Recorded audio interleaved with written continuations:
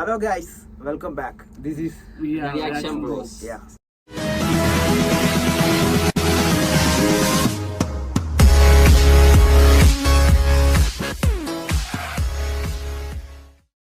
നമ്മളിന്ന് റിയാക്ട് ചെയ്യാൻ പോകുന്നത് ടോവിനോ തോമസിന്റെ ഒരു പുതിയ പടം നരിവേട്ട ട്രെയിലർ വന്നിട്ടുണ്ട്.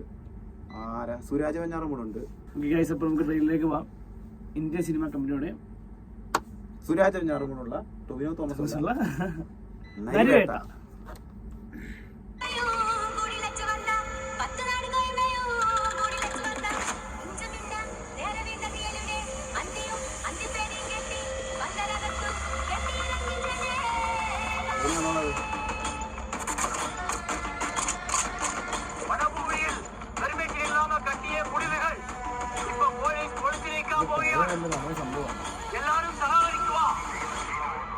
തമിഴ്നാട് കണക്കില്ല.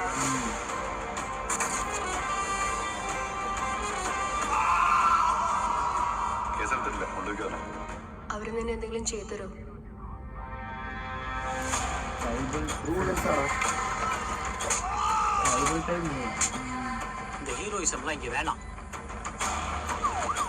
നമുക്ക് എത്തി 5 ശരിക്കും മോണ്ടേ സ്ഥലം 5 ശരിക്കും മോണ്ടേ. ഇതിപ്പോ ഇവന്മാർക്ക് നമ്മള് കാവല് വെക്കുന്ന പോലെയല്ലേ സാറേ?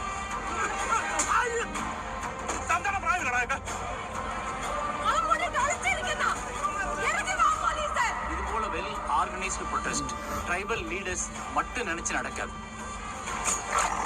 Intelligence report have stated that the strike is supported by the Maoist groups. എന്നാലും പോലീസുകാർ ഇങ്ങനെയൊക്കെ ചെയ്യുമെന്ന് വിശ്വസിക്കാൻ പറ്റുന്നില്ല. കെട്ടിയ കുടിലുകൾ മുഴുവൻ പൊളിച്ച് സ്ഥലം വിട്ടോളണം. പേടിയില്ല സാറേ, മരിക്കുന്നെങ്കിൽ ഈടെ കിടന്ന് മരിക്കാം.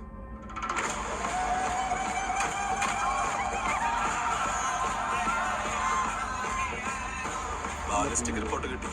ബോഡിയിൽ നിന്ന് കണ്ടെത്തിയ ബുള്ളറ്റ് ഫയർ ചെയ്തിരിക്കുന്നത് ഈ റൈഫിൽ നിന്നാണ്. KP5 126 എന്റെ റൈഫിളാണ്.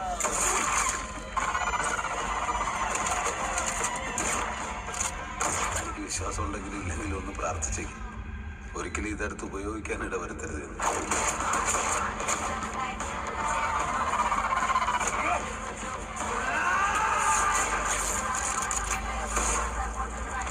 കുറ്റം ചെയ്തത് ഞാൻ മാത്രമല്ലല്ലോ സാറേ.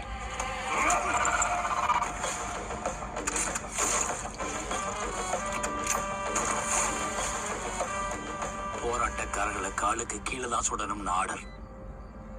ஆனா அவர் கேஸ் நெஞ்சுக்கு நேரா சுட்டிருக்கு. ஐ விட்னஸ் இருக்கு.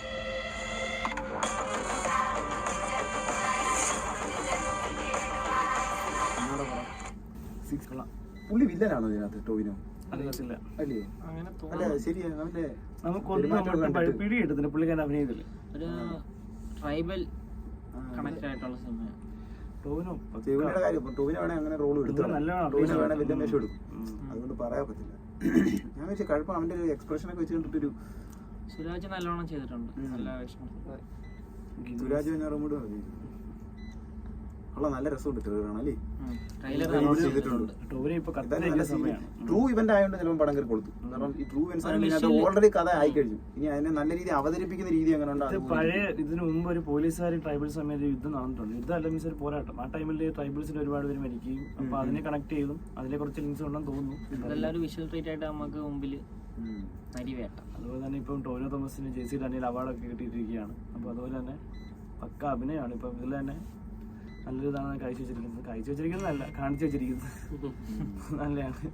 2019 മറ്റേ ഇഷ്കിന് ശേഷമാണ് രാജ് മനോഹറിന്റെ